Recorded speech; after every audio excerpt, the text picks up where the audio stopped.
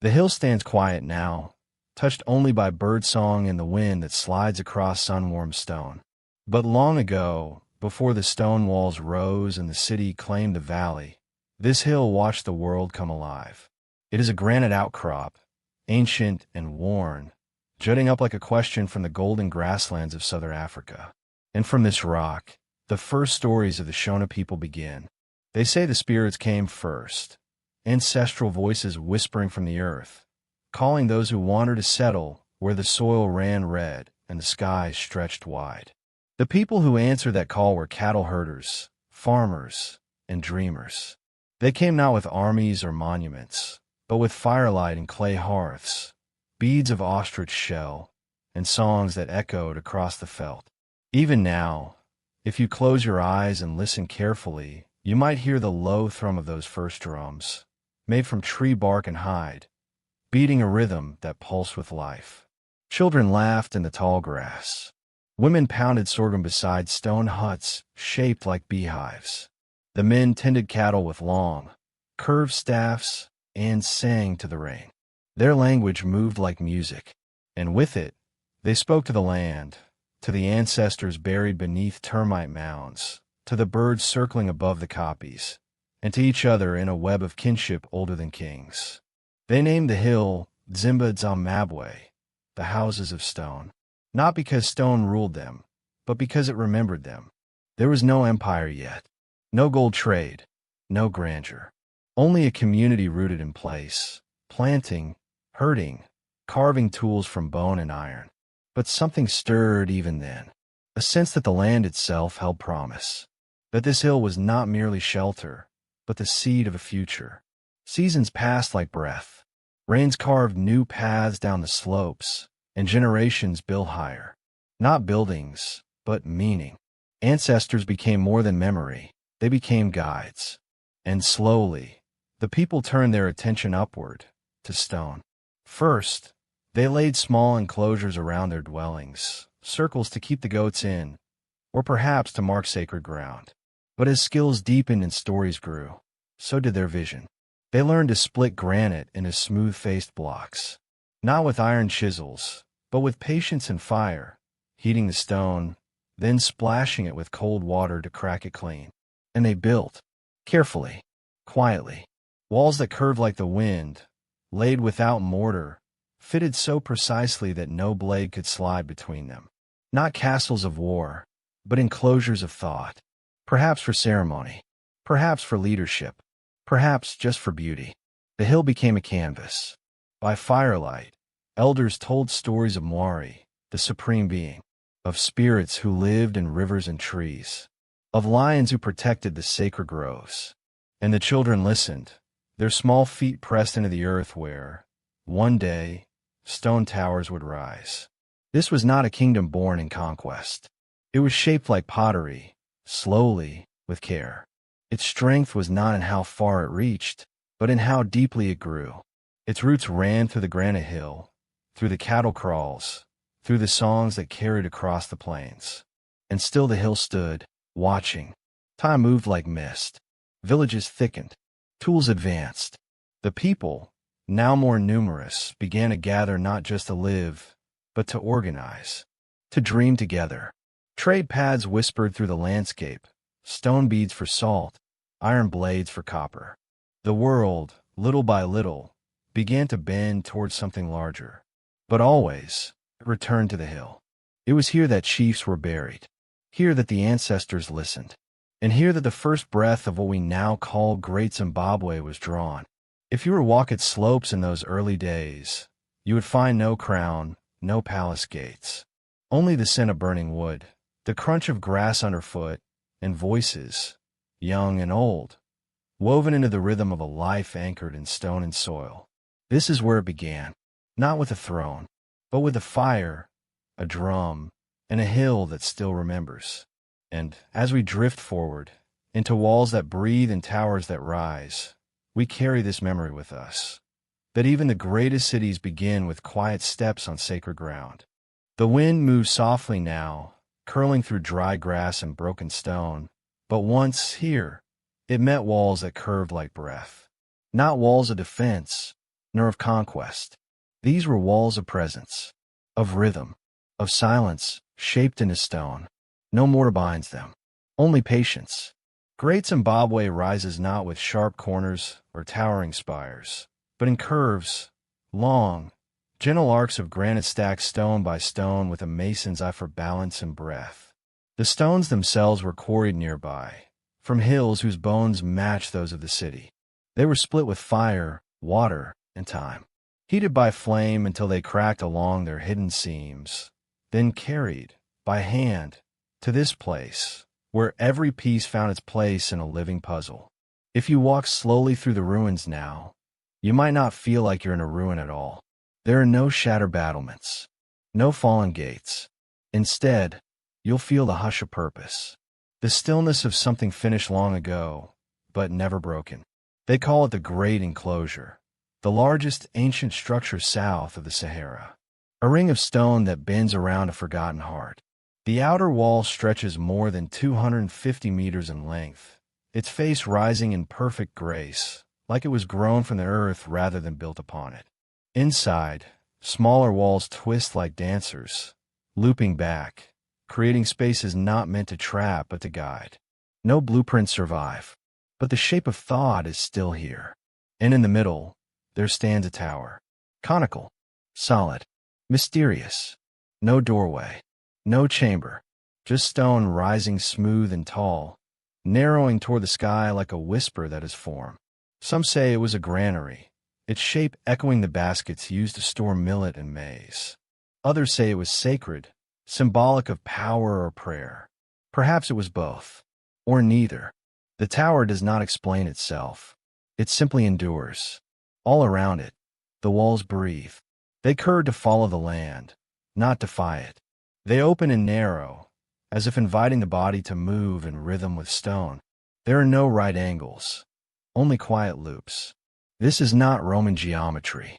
It is something older, something more rooted in the body, in walking, in turning, in arriving. And everywhere, there is symmetry without sameness, patterns without repetition. Some blocks are the size of a palm. Others stretch wide, worn smooth from centuries of sun. Laid together, they feel alive. You cannot find the builder's name, but you can feel their hand. The walls are not loud. They do not tell stories. They hold them. They held them when the city bustled, when smoke rose from hearths and cattle wandered the hills, when drums echoed from the hill complex above and footsteps crossed through narrow passages below. They held the silence of ceremonies, the laughter of families, the weight of decisions made beneath the stars. Now they hold the wind. But even in ruin, they are not lost. The city lives differently now, its voice softer, more like breath and song. The birds that perch on the upper stone sing not for kings, but for morning. The shadows that stretch across the granite whisper the same patterns that once guided hands in laying them. The spirit of the place still walks here. The Portuguese came in the 16th century, eyes wide and maps blank. They wrote of a place made of stone without cement, large enough to shelter thousands. They wondered how such a thing could exist, so far from their world. Later came archaeologists, then colonizers, then deniers. Some claimed it could not be African, that it must be the work of strangers, Phoenicians, Arabs, the Queen of Sheba. The walls did not argue. They simply waited. Stone does not speak, but it remembers.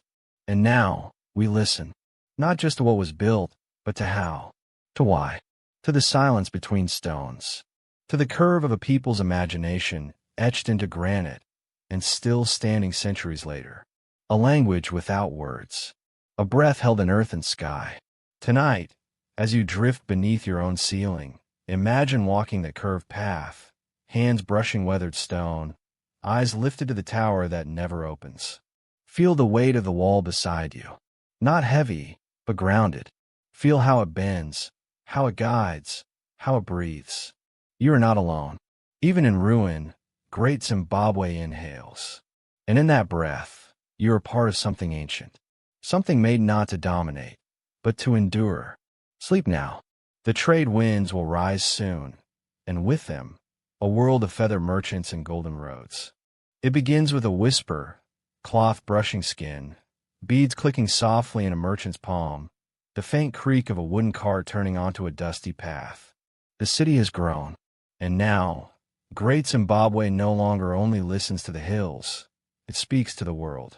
The wind carries scents that do not grow nearby. Clove, cinnamon, the bitter trace of salt, and the distant sweetness of myrrh. These are not native to the grasslands. They are echoes from elsewhere, brought here by hands that crossed oceans and deserts to arrive at the heart of stone. From the Indian Ocean's edge, traders arrived like tides. They came from Kilwa, from Mombasa, from far-off Oman and Gujarat, their dhows filled with silk, glass, ivory combs, Chinese porcelain thin as breath. They followed ancient sea winds, the monsoon routes that stitched the African coast to Arabia, to India, even to the markets of Persia and beyond. And inland, the gold flowed outward, mined from riverbeds and earth-rich hills, perhaps from Sofala, perhaps from deeper still. The gold shimmered like stories passed from hand to hand, carried in woven pouches, hidden in calabash gourds, pressed into rings and twisted wire. It was not mined with greed.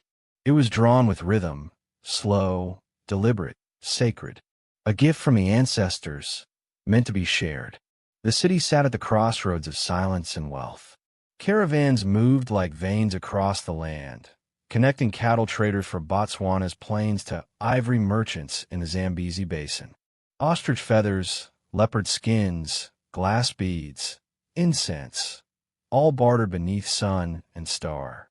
Some days, the market at Great Zimbabwe would thrum like a river, its banks lined with color and language. Swahili speakers haggled in gentle tones. Local elders watched with quiet eyes. Children darted between baskets of dried fish and painted pottery. But this was no ordinary market town. The city's wealth was not just gold. It was relationship. Great Zimbabwe was a connector, a heartbeat in a network that stretched from jungle to ocean. Its influence extended not through soldiers, but through exchange, through generosity, through craft. Soapstone birds were carved with curved beaks and solemn grace, symbols of guidance, unity, perhaps royalty. They sat atop pillars, watching over trade, over ritual, over memory. No one knows their exact meaning, but they were there, as were copper ingots shaped like crosses, beads strung in meticulous loops, ceramics fired with care, and painted with spirals like water in motion. And always, the sound of footsteps coming and going. From the coast, goods moved inland. From inland, gold and ivory flowed out. And all along the way, stories passed with them. A merchant's tale of strange fruit from India. A whispered recipe for preserving fish and banana leaves. A love poem smuggled between swatches of dyed cotton. This was not isolation. It was interconnection. And yet, it did not feel rushed. Great Zimbabwe did not explode into wealth. It ripened, like fruit left long in sun. Its people built their city not to flaunt power, but to hold space for movement, for exchange, for breath. They welcomed the distant and the near, offering not just goods, but rootedness. The land anchored them. The trade extended them. To walk its paths now is to imagine those markets in morning light, dust motes and sunbeams, a donkey braying nearby, the clink of copper against stone. You can almost feel the breeze off the coast, hundreds of kilometers away, arriving through hands that touched 1,000 goods before placing one gently on the ground here. The world once came to this place, and then, like all things, it changed. Trade routes shifted. Ports moved north. Kilwa lost its primacy. Sofala faded. And with them, the caravans that once pulsed with life grew thinner. But Great Zimbabwe did not vanish in a day. The gold still glittered in riverbeds. The feathers still rustled in breeze. It simply slowed. But tonight, as you sleep, it moves again. Close your eyes, and you'll hear the soft murmur of traders sharing roasted maize beneath a full moon. You'll hear the jingle of beads, the far-off call of a Swahili song fading into distance. You'll feel the weight of gold, not heavy, but warm, human. The road stretches onward, and at its heart stand a city of stone and silence, still listening to the footsteps that once passed through its gates. The walls here curve tighter. The air holds its breath. This is not the market's rustle or the bustle of trade. This is where the voices soften, where footsteps echo on polished stone, where the rhythm of power does not roar, but hums like a drum hidden beneath layers of cloth. You have entered the royal compound, not through gates of iron, but through memory. There is no throne room in the sense of marble and crown, no scribes announcing decrees. Here, authority moves differently. It moves in gesture, in ritual, in the silent glances exchanged between elders as the millet is poured into the sacred bowl.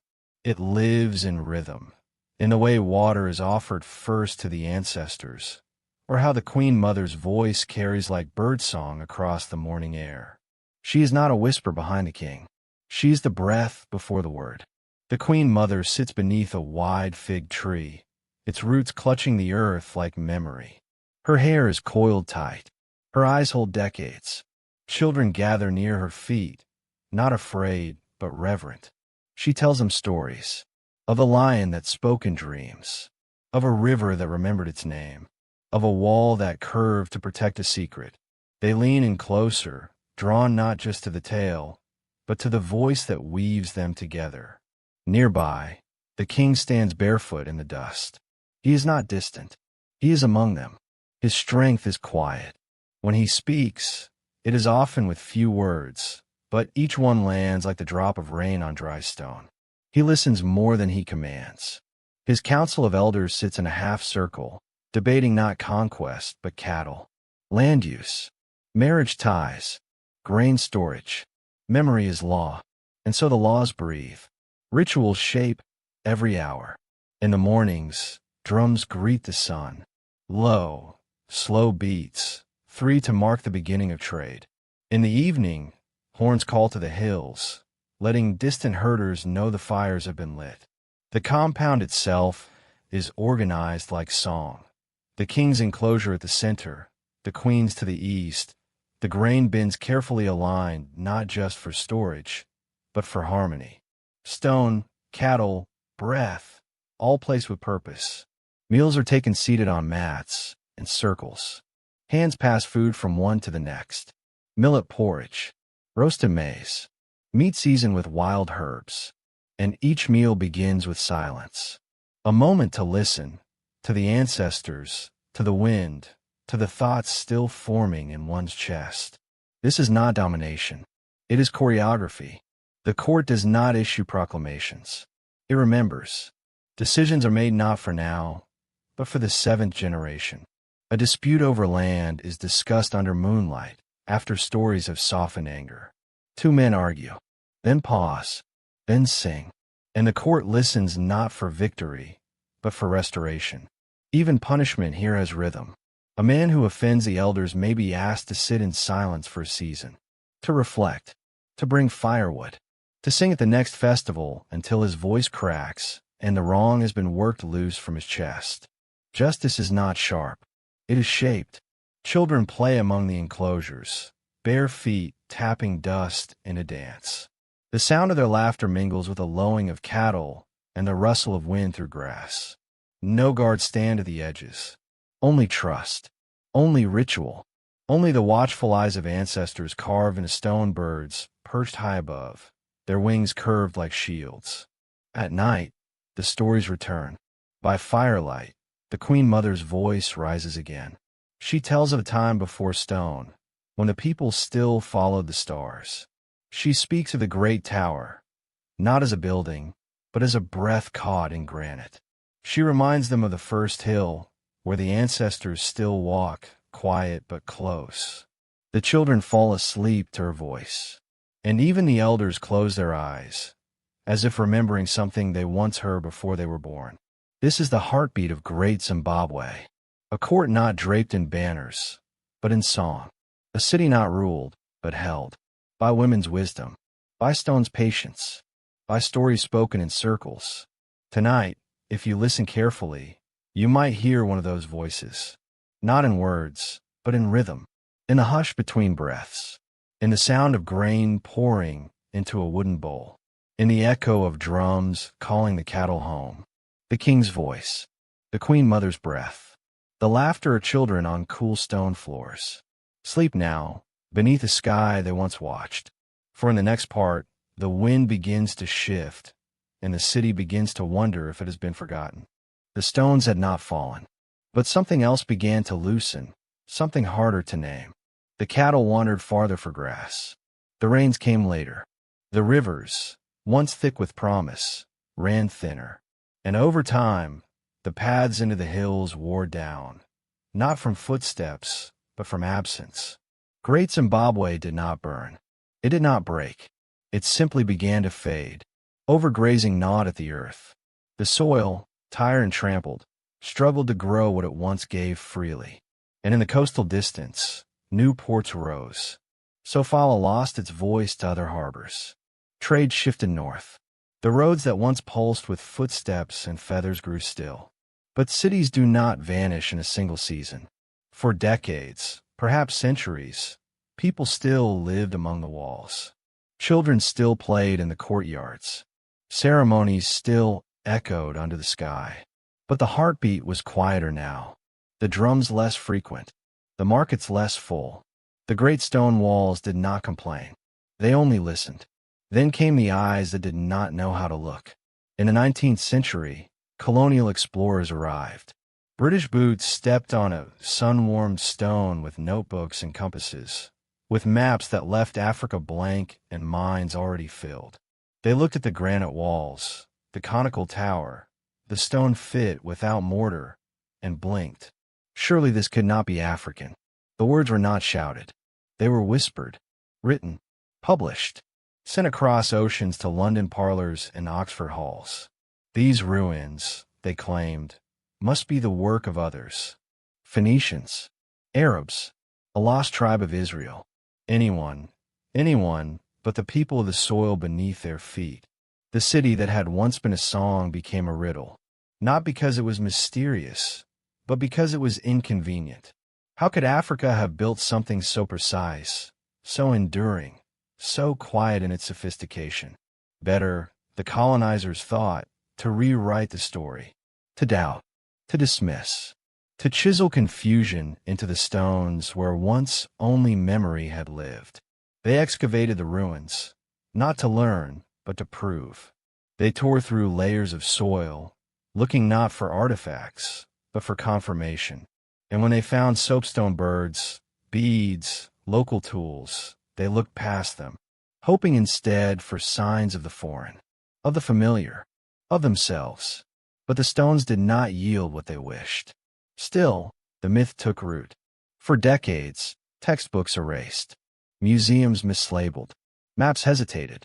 In Great Zimbabwe, once a city of traders and towers, of kings and courtyards, became a footnote, a debate, a question mark imposed by those who had not listened. But not everyone forgot. The people of the land, descendants of those who once walked its paths, remembered, in stories, in lullabies, in the curve of their tools and the rhythm of their rituals. Even when they were told otherwise, they knew. The wind does not forget where it has blown, and stone never lies. In time, scholars, African, local, patient, began to speak again, to point not to foreign myths, but to soil samples, pottery shards, oral histories passed like seeds from elder to child. And slowly, the world began to look again, not with conquest in its gaze, but curiosity. The city was no longer a question. It was an answer waiting for the world to listen. But the wound remained, not in the walls, which still stood proud, but in the silence left behind by denial. The way the world looked away from its beauty. The way knowledge was buried not in earth, but in assumption. Tonight, you walk that path. You walk where trade once flourished, where stories were once told under moonlight. And now, you walk where silence was planted, and truth slowly grew again. The walls are still here. The tower still rises. And if you lean close enough to the stone, you may hear what the colonizers missed. Not the sound of strangers, but the soft, sure breath of belonging. The city never stopped speaking. It was the world that forgot how to listen. Sleep now. The final part awaits. A morning not of ruin, but of remembering. The sun rises slowly over the hills now, casting long golden light across the curves of stone. Not ruins, not mystery, not a riddle waiting to be solved, but a memory that never left. This is not the end of Great Zimbabwe's story. It is the breath it takes before speaking again. The soapstone bird, graceful, with arched wings and downward gaze, once stood atop sacred pillars within the city. There were 8 of them, as far as we know, symbols of watchfulness, of wisdom, of guardianship, carved not to impress, but to endure. When colonizers came, they took most away, carried them off to museums and cabinets across the sea. But the bird has returned. Today, it watches over a nation that took its name from the very stones that raised it. Zimbabwe, from Zimbabwe, the houses of stone. A name not of empire, but of echo, of place, of belonging. The bird now sits on Zimbabwe's flag. It appears on currency, on buildings, in school books, not as decoration, but as declaration. A reminder that the people of this land once built with their hands and hearts a city unlike any other. And though the winds of erasure try to scatter that truth, the stones remembered. And now, so do the people. School children visit the ruins and walk quietly where kings once stepped. Archaeologists kneel beside foundations, not to claim, but to understand. Families picnic in the shadow of the great enclosure, the laughter of children ringing against stone that once held silence. The city no longer hides. It is studied, honored, sung. Each year, ceremonies return, rituals that echo the old ones. Offerings placed at sacred hills, drums beating rhythms older than written record. Elders speak of cattle, rain, and ancestors. Youth listen, not as tourists, but as heirs. There is healing in that. Healing not just of fact, but of feeling, of dignity returned, of history no longer framed by doubt. Museums now display the soapstone birds not as curiosities, but as kin. Their replicas are sculpted by modern artists, their symbolism woven into poetry, into protest, into pride. And still they watch, eyes downcast, not in shame, but in patience, as if they always knew this day would come. Even the land has begun to answer again. Researchers study climate patterns, searching for what once pushed the city into quiet. Farmers learn from ancient terraces, finding methods lost and now reborn. And the walls, curving, unmortared, unmoved, stand just as they have for centuries, holding the light in their seams. But perhaps the most powerful change is this. Great Zimbabwe is no longer described in past tense. It is not what was. It is what remains, what breathes, what teaches. It is the quiet proof that African hands shaped greatness not with steel, but with stone. Not with noise, but with rhythm. Not with conquest, but with care. And as the world moves forward, the city waits. Not behind, but beside us. A companion to the future, not a footnote to the past. Tonight, as you drift deeper into sleep, imagine standing at the base of the conical tower. The morning sun warms your face. The wind is soft and carries no weight. Only the sound of stories coming home. A child walks past you, barefoot, eyes wide. She brushes her hand along the wall and smiles. She does not ask who built this place.